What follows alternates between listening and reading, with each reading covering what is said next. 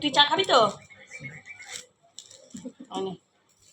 এটাকে মাথায় মাখবি, কালকে যা কাপড় মাপড় দিয়েছিল সব মাথায় মেখেছিস।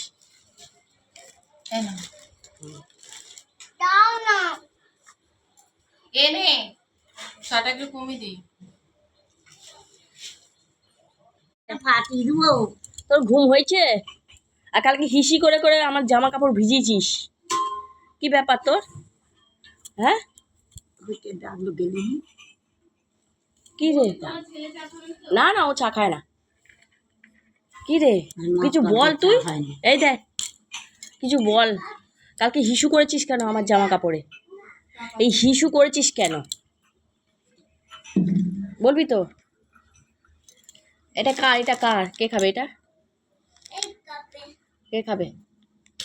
হ্যাঁ, কাপটা তারপর দিয়ে দিবি তোর বোনকে ভাঙবার জন্য।